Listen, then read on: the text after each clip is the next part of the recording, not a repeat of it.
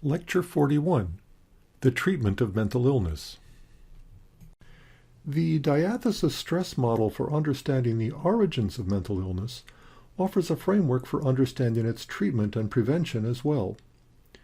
If mental illness is caused by the interaction of diathesis and stress, then effective interventions should alter the diathesis factors, the stress factors, or ideally, both. The first goal of any medical treatment is to achieve a cure. Genuine cures will do more than suppress superficial symptoms.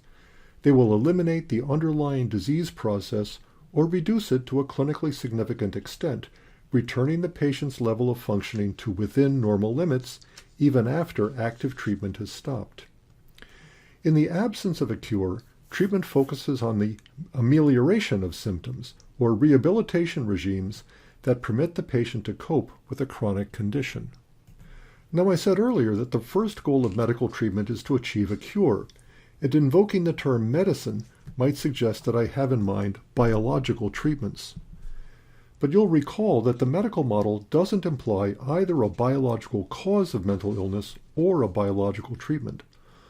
All the medical model assumes is that mental illness is the product of natural causes that can be understood by science, whether it's biological science or social science or behavioral science.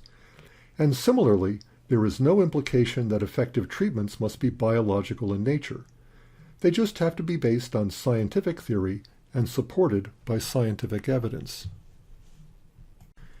Historically, the scientific treatment of mental illness has come in three basic forms. Up until the 20th century, there were really no active treatments available for mental illness, so intervention focused largely on custodial care in public hospitals or private asylums. Pennsylvania Hospital, America's first hospital, was founded by Benjamin Franklin and Thomas Bond in 1751, when Pennsylvania was still a British colony, for the care of the indigent and the mentally ill. New York Hospital and the Virginia Asylum were also chartered for the care of lunatics before the Revolutionary War, but did not open their doors until after the war was over. Still, the patients there were mostly warehoused, out of sight of the rest of the community. After the Civil War, Silas Ware Mitchell gave a more positive spin to warehousing by prescribing a rest cure for mental exhaustion, famously depicted in The Yellow Wallpaper, an early feminist classic by Charlotte Perkins Gilman. Beginning in the late 19th century, various forms of psychotherapy were introduced. These interventions, one way or another, were intended to alter the patient's pathological mental states, their abnormal beliefs and feelings and desires, which were thought to underlie the various symptoms of mental illness. By changing these abnormal, maladaptive mental states, mental health professionals sought to change the maladaptive patterns of behavior that brought patients to the attention of the professionals in the first place. Beginning in the 20th century, a wide variety of biological treatments were introduced for mental illness. These began with procedures like electroconvulsive therapy and even psychosurgery, where physicians operated on various brain centers that were presumed to be implicated in the patient's problems. But more recently, a wide variety of medications have been introduced for the treatment of various mental illnesses, beginning with schizophrenia. These medications have largely supplanted psychosurgery and ECT, though both still have a place in selected cases. For example, a variety of antipsychotic drugs are used in the treatment of schizophrenia. These include drugs called Phenothiazines, which alter dopamine levels in the brain. Common trade names for these drugs are Thorazine, Stelazine, Prolixin, and Mellaril. Now, you don't have to know all these drugs' names, or even all these trade names, but I'd like you to be able to recognize the basic trade names when you see them in newspaper and magazine advertisements. And you don't have to know the pharmacological details either, just the broad brushstrokes. To be honest, most of the drugs used in the treatment of schizophrenia, phenothiazines like Thorazine and other drugs like Haldol, are little more than major tranquilizers, which calm the patient reducing the tendency to report and act on hallucinations, if not to have them. This is also true of the so-called atypical antipsychotics like Clozaril. Atypical because they're not a typical tranquilizer. They don't have some of the same side effects. But nobody, not the drug manufacturers nor the psychiatrists who prescribe them, thinks that these drugs act directly on the patient's underlying pathology. However, they do make patients more manageable, and their introduction has made everybody's life better, staff and patients, inside mental hospitals and outside, and made it possible for many people with schizophrenia to be released from mental hospitals to live with their families or elsewhere in the community. But as with many psychiatric drugs, you've got to keep taking them.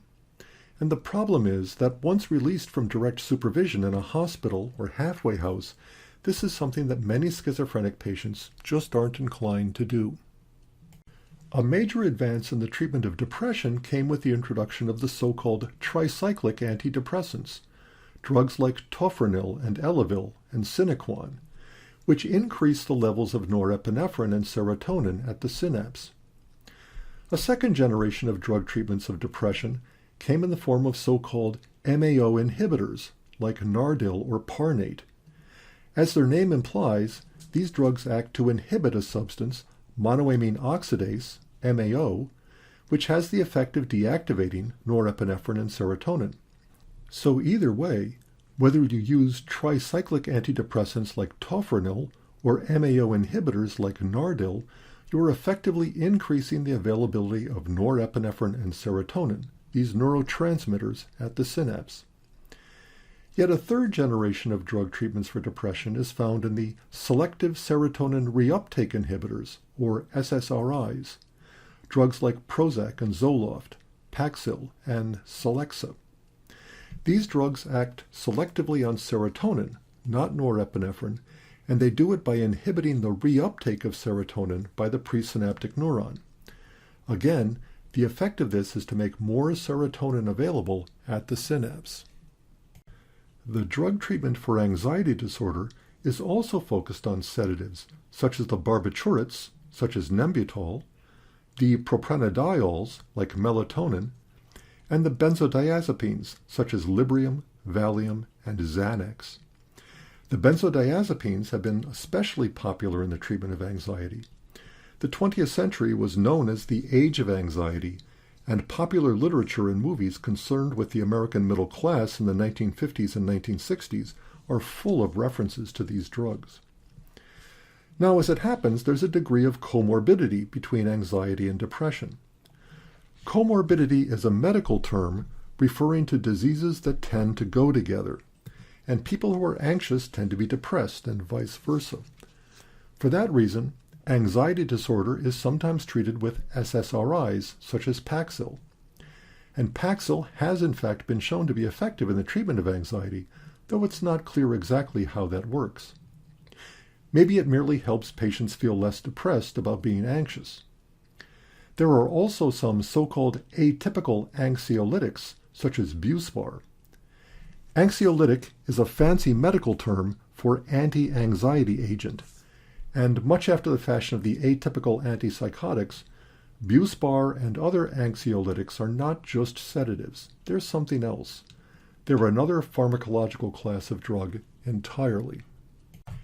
The introduction and effectiveness of these drugs has led to what many have called a pharmaceutical revolution in mental health, and in some ways drugs have become the most popular treatments for mental illness. Certainly, they're the most popular biological treatments for mental illness. They afford those who take them a considerable amount of symptom relief. Schizophrenics are no longer as bothered by their hallucinations, depressives are no longer as depressed, the anxious are no longer as anxious. They work in that sense. And, as I said before, the availability of these drugs has permitted a tremendous amount of de-institutionalization. They've allowed many, many mentally ill patients to be released from mental hospitals and enabled to return to their families and communities. And that's generally a good thing. In many instances, these drug treatments have been developed based on specific somatogenic theories of the illness in question. In theory, at least, the psychiatric medications work because they address the biological bases of mental illness. Thus, according to the dopamine hypothesis of schizophrenia, drugs that alter the processing of dopamine should be effective treatments for schizophrenia, but not for depression.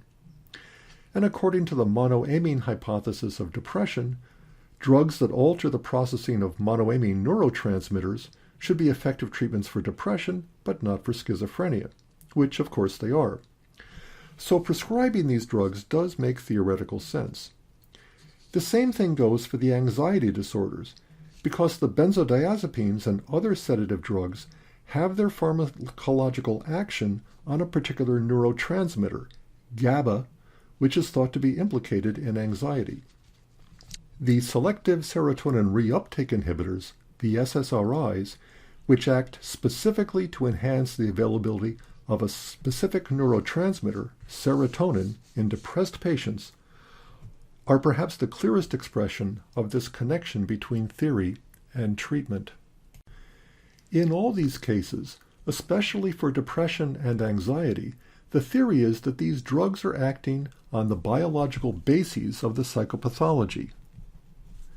But sometimes drug treatments are simply empirical, meaning that they're prescribed simply because they're known to help, but not because their efficacy is predicted by any theory of the illness in question. One example of such an empirical treatment is lithium carbonate, which is often prescribed for bipolar disorder, so-called manic depressive illness, and is in fact very effective. Treatment with lithium can reduce or eliminate episodes of mania in as many as 70% of cases, and also reduces episodes of depression. In that sense, it's a very effective treatment for bipolar disorder, but we really have no idea how it works. And the fact that it should work wasn't predicted by any biological theory of bipolar disorder. Rather, physicians were using lithium in the treatment of some other illness, and they simply noticed that, as a side effect, lithium tended to stabilize people's moods. It occurred to them that maybe it would work for bipolar disorder as well, and so it does. Another example of an empirical treatment is the prescription of amphetamine-related drugs such as Ritalin for the treatment of attention deficit hyperactivity disorder. There's no good reason why Ritalin should work in these cases. Given that amphetamine is a central nervous system stimulant, there's every good reason to think that giving it to somebody with attention deficit hyperactivity disorder would make things worse. But it doesn't. As an empirical matter, it makes things better. For large numbers of children, adolescents, and even adults who are diagnosed with ADHD, Ritalin is now approved for the treatment of ADHD, but there's still no theory that explains its paradoxical effects. One theory is that amphetamines activate brain centers that are involved in the control of attention, which are relatively inactive in patients with ADHD. It's a good hypothesis, but it's just a hypothesis, and frankly a rather post hoc hypothesis at that. And as yet there's no evidence supporting it.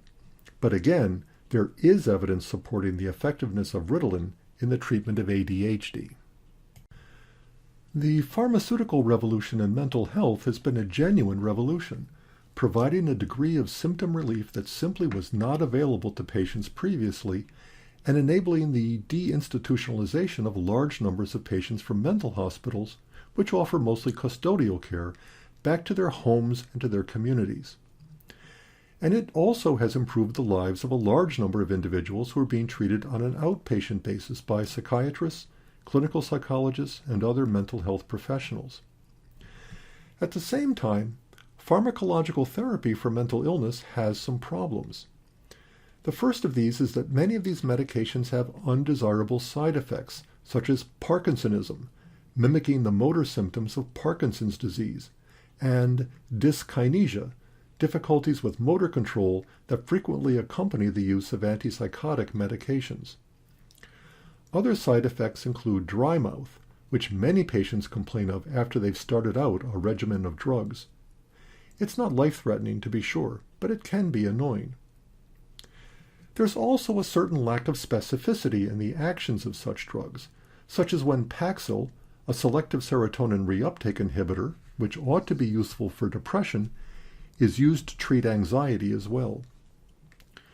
Along these same lines, there is good evidence that the effects of many psychiatric drugs, including the SSRIs, are heavily loaded with placebo effects. That is, an effect that you'd get simply by taking a sugar pill, or a pill with some other inert substance in it. According to one estimate, fully 75% of the effect of antidepressant medication is attributable to placebo, rather than to any specific pharmacological action. Now, of course, none of this means that these medications are just placebo effects. They are more effective than placebo. But the fact that there's such a strong placebo component in many of these medications bothers some people quite a bit. Finally, psychiatric drugs provide symptom relief, but they don't provide anything like a cure in the sense of reversing underlying biological processes or psychological deficits. Patients whose mental illness is effectively controlled while they're on medication will typically relapse if their medication is discontinued. Perhaps the most important consequence of the pharmaceutical revolution in mental health has been to give practitioners and therapists a means of managing chronic mental illness. In this way, the pharmacological treatment of schizophrenia, depression, and anxiety disorder is analogous to the use of insulin to treat diabetes. Patients with schizophrenia will still have schizophrenia, and patients with depression will still have depression. But with medication, they can better deal with their illnesses and lead more productive lives. That's a non-trivial benefit. But genuine cures for mental illness are going to have to wait for further pharmaceutical advances, or perhaps another approach entirely. Now, pharmacotherapy, the use of drugs in the treatment of mental illness, is a relatively new approach to treatment. Historically, the active treatment of mental illness was limited to various forms of psychotherapy, the talking cure, in which a therapist engaged in activities that were intended to alter the patient's beliefs, feelings, and desires, and thus his or her behavior. Although there were important precursors, the birth of psychotherapy is given commonly as 1893, when Sigmund Freud and Joseph Breuer began publishing the articles that were eventually collected as their Studies on Hysteria. In their book, Breuer and Freud famously asserted that hysterics suffer from reminiscences. That is to say that individuals with hysteria suffered some kind of psychological trauma, which they had repressed, pushed out of consciousness, and couldn't remember. But traces of this traumatic event remained available in memory and caused the hysterical patients to have the symptoms that they suffered: blindness, paralysis, whatever. The goal of psychotherapy for Breuer and Freud was to enable patients to consciously remember these traumatic events, bring them into awareness so that they could cope with them consciously, recognize them for what they are, and deal with them.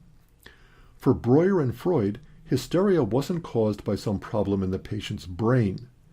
It was caused by a problem in the patient's mind, that they had these traumatic memories that were repressed, which were causing them problems. So the goal of treatment was to get the patient to remember, to acknowledge, and to cope. Now, as I said, it's not at all clear that this is in fact the right way to think about what causes hysteria, or what we now think of as the dissociative disorders. And for that matter, there's no evidence that Breuer and Freud's treatment was particularly effective with these patients. That's not what's important. The important point is that Breuer and Freud, instead of thinking about operating on patients' brains, thought about operating on their minds, getting them to consciously acknowledge and reflect on their feelings and beliefs and desires, encouraging them to think about things in new ways, and through this essentially educational process, help their patients to lead better, more fulfilling, more productive, happier lives. All psychotherapy has this goal.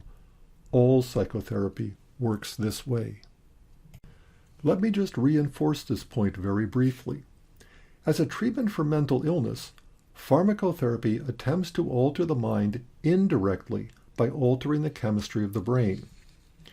By contrast, psychotherapy attempts to alter the mind directly by arranging learning experiences that change how the patient thinks and feels and desires and behaves. Pharmacotherapy and psychotherapy have the same goals, to change the patient's behavior, but they take two quite different routes, one an indirect route, the other a direct route, to that same end.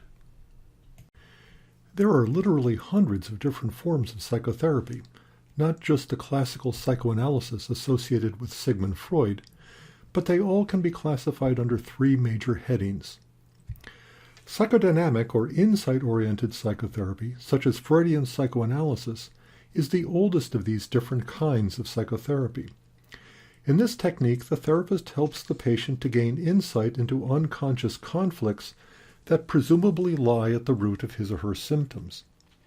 For Freud, these conflicts involved primitive, unconscious sexual and aggressive urges, which gave rise to anxiety, which the patient reduces by engaging in repression and other psychological defenses, which in turn cause various symptoms to occur, what Freud called the return of the repressed. Remember that phrase from Breuer and Freud, hysterics suffer from reminiscences. Psychoanalysis was intended to help the patient become aware of these conflicts and to acknowledge his primitive urges so that the defenses would no longer be needed and the symptoms would disappear. So-called neo-Freudian psychoanalysis retained the emphasis on unconscious conflict but de-emphasized biological drives having to do with sex and aggression, and focused instead on the conflicts the patient had encountered in the real world. Classical psychoanalysis is a 5 times a week affair. Freud even vacationed with his patients. What is known as psychoanalytic psychotherapy is less intense, but follows much the same rationale as the classic form. Perhaps the most popular form of psychodynamic psychotherapy in use today focuses on understanding the patient's relationships with other people in the real world. The assumption is that the patient's current interpersonal relationships are unconsciously influenced by early interpersonal relationships with his or her parents. So interpersonal therapy, in a sense, has one foot firmly planted in the real world of the adult patient and the other foot planted in the imagined world of the young child.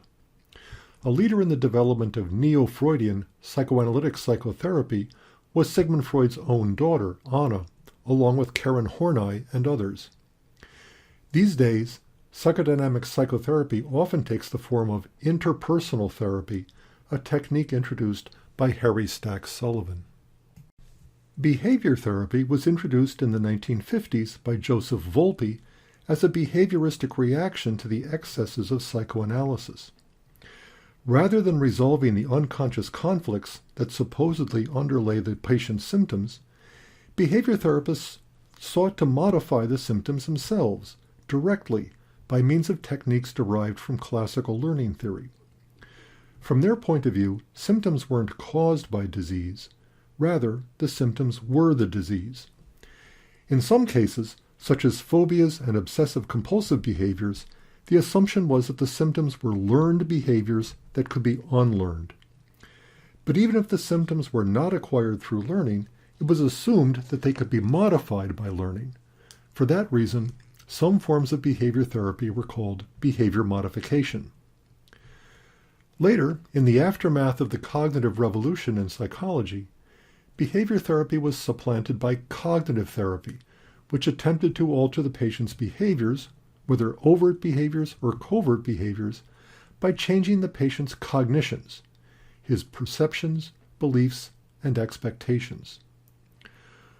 Early proponents of cognitive therapy were Albert Ellis, who developed what he called rational emotive psychotherapy, encouraging patients to think rationally about their emotional responses to events, and Aaron Beck, known as Tim, who introduced cognitive therapy as a result of his work on the cognitive theory of depression. You'll remember that Beck argued that depression was caused by a particular way of thinking, what he called the depressogenic schemata, the negative view of self, negative view of the world, and negative expectations of the future. So Beck organized his therapeutic sessions around the goal of changing those thoughts, and by changing the way the patient thinks about the world, changing the way the person feels.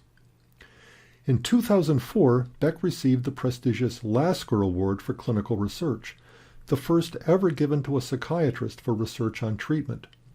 The chairman of the award jury noted that cognitive therapy is one of the most important advances, if not the most important advance, in the treatment of mental illness in the last 50 years. Even with the new mentalism represented by cognitive psychology, the goal of cognitive therapy is to change the patient's behavior. So the hybrid term cognitive behavioral therapy, or CBT, has become popular. Whereas psychodynamic therapy focuses on the patient's past, especially his childhood, cognitive behavioral therapy focuses on the here and now of the patient's present. Humanistic psychotherapy emerged as a reaction to both psychoanalysis and behavior therapy. In both types of therapy, the therapist was viewed as extremely directive, either in keeping the patient focused on unconscious conflicts or teaching the patient new ways of behaving.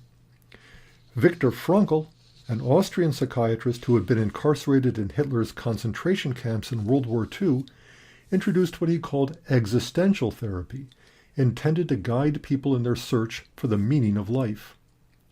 Carl Rogers introduced the term client-centered therapy, in which the patient sets the therapeutic agenda and the therapist merely helps create an environment of unconditional positive regard in which the patient can achieve self-actualization, a term introduced by another humanistic psychologist, Abraham Maslow.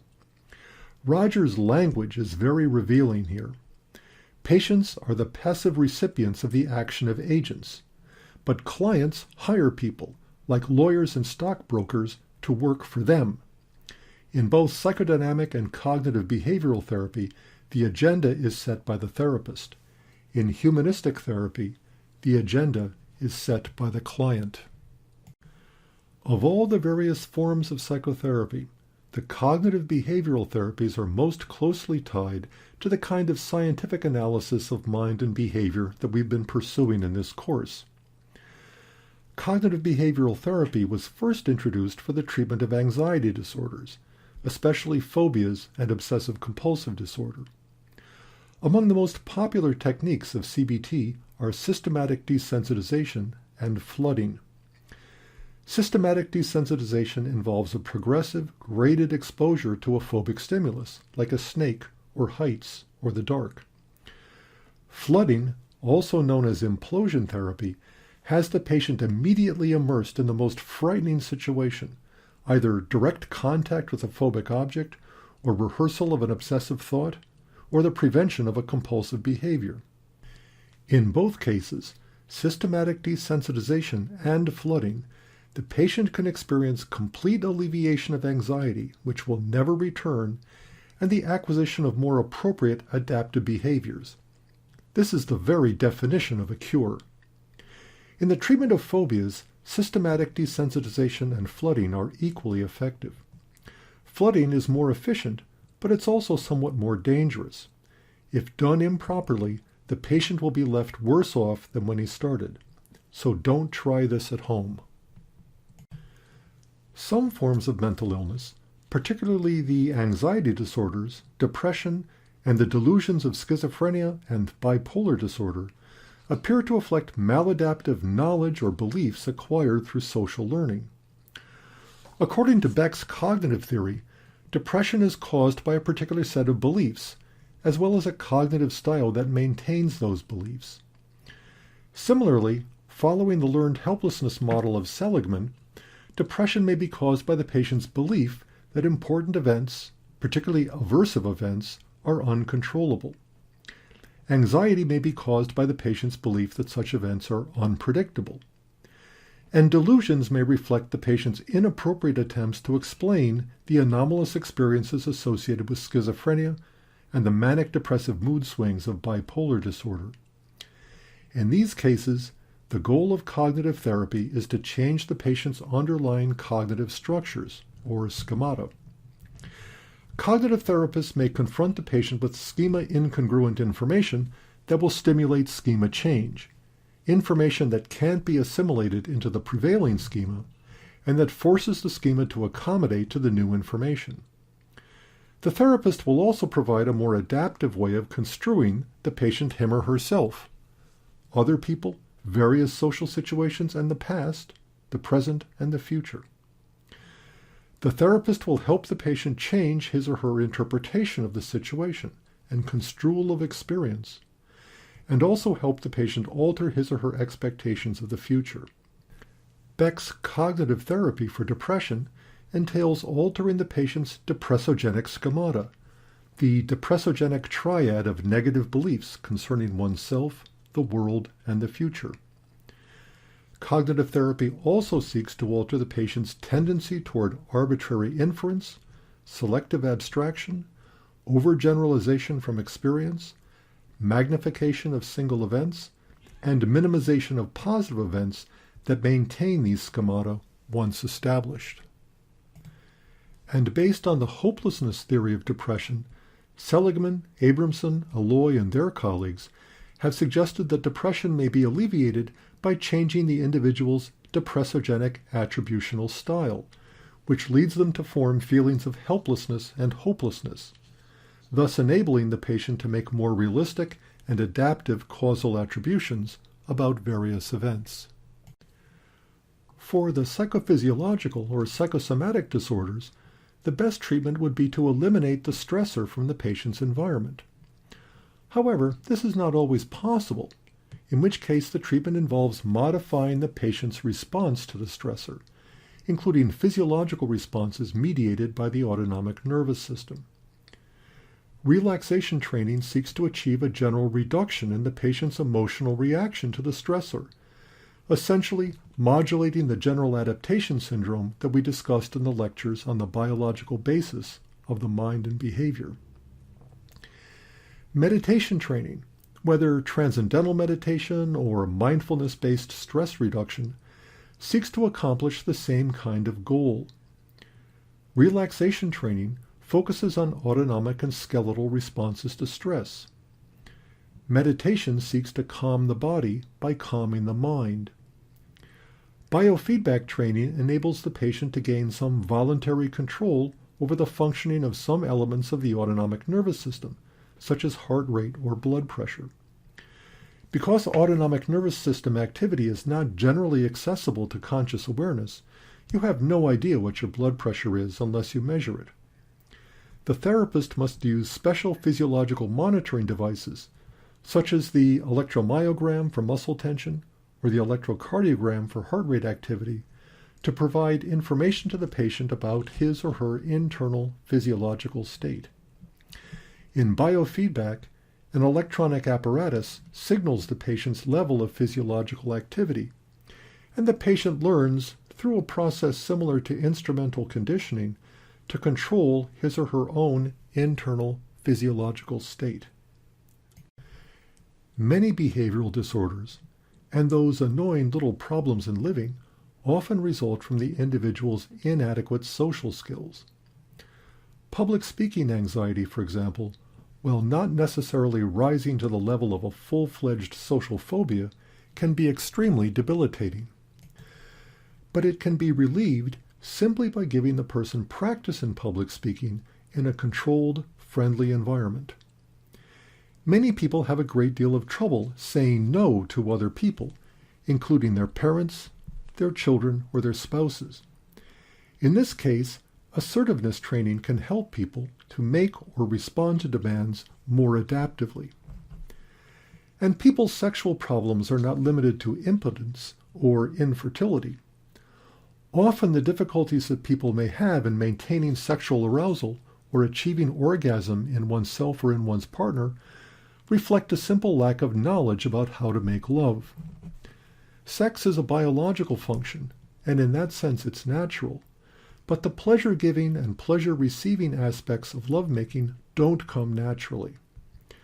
Many people learn to make love through practice, but some people may need more explicit instruction in the form of sex therapy, not necessarily from a sexual surrogate, but sometimes just some friendly advice. Now, the notion of psychotherapy is fine in principle, and it's made a healthy living for several generations of psychiatrists, clinical psychologists, and other mental health professionals. But does it really work?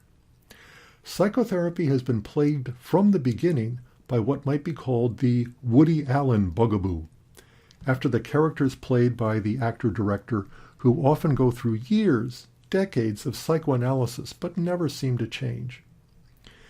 In fact, psychotherapy underwent a crisis in the early 1950s when Hans Eysenck, a British psychologist, reviewed the literature and claimed that psychotherapy was simply ineffective, that people who received psychotherapy were no better off than those who received no treatment at all. It was just about this time that the pharmaceutical revolution began in the treatment of mental illness with the introduction of Valium and Thorazine. The apparent success of these drugs, combined with negative reviews such as Eysenck's, put traditional psychotherapists on the defensive. They were challenged to demonstrate scientifically that psychotherapy really helps people with mental illness. In fact, since Eysenck's original study, a large body of empirical research has attempted to put the question of the effectiveness of psychotherapy to a test. This movement to demonstrate the effectiveness of psychotherapy is part of a larger movement in healthcare called evidence-based medicine, or evidence-based practice. Stimulated partly by insurance companies, partly by government agencies, and partly simply by consumer demand, healthcare providers of all sorts have been challenged to show that what they do actually works. And psychotherapists have not been immune from these pressures. To some extent, research on the effectiveness of psychotherapy is modeled on drug research, where drug manufacturers have to show that a new drug does better than a placebo or a traditional drug or some other standard of care before it can be marketed for a particular purpose. The drugs are evaluated objectively with a quantitative assessment of whether and to what extent the patient gets better. The same thing goes for psychotherapy research. Patients are randomly assigned to a group that receives a form of psychotherapy, or another group that receives no treatment at all, or perhaps a placebo treatment. The outcomes of the treatment are evaluated objectively and quantitatively, and the treatment is declared effective if the people who receive it show significantly better outcomes than those who do not. Of course, this is just a variant on standard experimental design. In fact, a classic review of psychotherapy outcome studies by Mary Lee Smith and her colleagues combined the results of a large number of studies into what is known as a meta-analysis, an analysis of analyses, to compare adult patients who received various forms of psychotherapy to control patients who went untreated. Typically, the control patients were not actually denied treatment, but were merely put on a waiting list until a therapist became available. So the question is, given the same number of months or years since their diagnosis, have patients who have received psychotherapy improved more than those who did not? And the answer is yes. In the Smith analysis, the median patient who received psychotherapy did better than about 75% of the control patients. And this was true pretty much regardless of the form of therapy that was being assessed. The median patient who received psychotherapy did better than about 75% of the control patients who did not. And that's objective, quantitative evidence that psychotherapy really does work after all. The fact that patients who received psychotherapy did better than those who did not, regardless of what form of therapy they received, led some commentators to conclude that all forms of therapy are essentially equivalent. It doesn't matter what the therapist does, so long as the patient sees one. Lester Laborsky, a psychoanalyst who's a prominent psychotherapy researcher, labeled this point of view the dodo bird verdict, after an episode in Lewis Carroll's Adventures in Wonderland. In this episode, the dodo bird organized a caucus race in which the animals ran around until the race was stopped. When Alice asked who had won, the dodo bird replied that everyone has won and all must have prizes. The dodo bird verdict has been a source of comfort to some psychotherapists who prefer to use those psychodynamic forms of therapy that have come under attack by modern scientific psychology, as well as those who believe that the therapeutic relationship between therapist and patient is more important than anything that the therapist does, also a view derived from psychodynamic psychotherapy. But the dodo bird verdict is troubling too, because it suggests that the effects of psychotherapy are non-specific. That is, that there's no particular active ingredient that makes some form of therapy effective. Put another way, it suggests that psychotherapy is simply a kind of placebo. And since psychiatric medications are approved for use precisely because they've been shown to be better than placebos, this implies that psychotherapy might be ineffective after all, or at least inferior to pharmacotherapy. But is it really true? Fortunately, the Smith study contained an analysis that actually showed that the dodo bird verdict is not quite right. Some psychotherapies really work better than others. They computed a statistic known as the effect size for each of the studies included in their analysis. The effect size is a measure of the difference in mean outcomes between two treatments expressed in standard deviation units. So, an effect size of 1.0 means that the average subject in the experimental group scored one standard deviation higher than the average subject in the control group. In behavioral and social science research, we classify an effect size of 0.20, representing 1/5 of a standard deviation, as a small effect.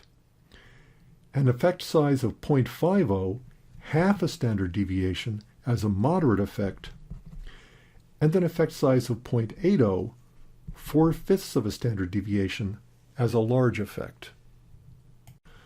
When Smith and her colleagues calculated the average effect size for different types of therapies, all forms of therapy were shown to have at least moderate-sized effects, and that's consistent with the dodo bird verdict.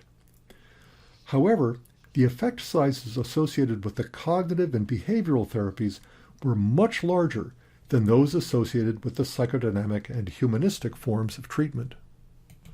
All of these effect sizes are substantial, but the effect sizes associated with cognitive behavioral therapies, by the conventional standards of behavioral and social science research, they're enormous. Similar results were obtained in another meta-analysis reviewing the outcomes of psychotherapy for children and adolescents. The non-behavioral treatments like psychodynamic therapy did okay, but the behavioral treatments did much, much better. So the dodo bird verdict is misleading. Based on these studies and others like them performed since, it appears that all psychotherapies are not created equal. As a rule, cognitive and behavioral therapies are more effective than psychodynamic and humanistic therapies.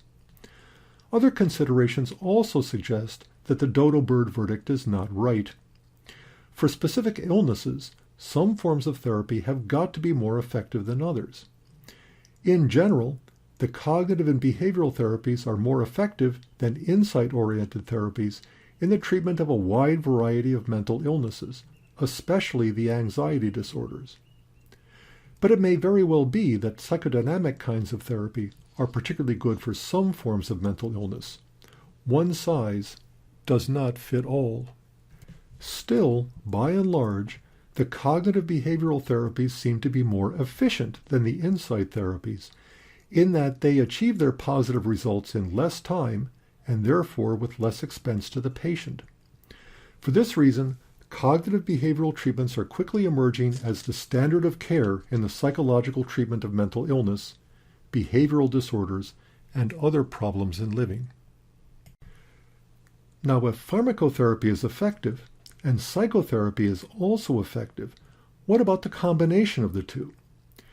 Research of this sort is just beginning to emerge, and the results so far are quite promising.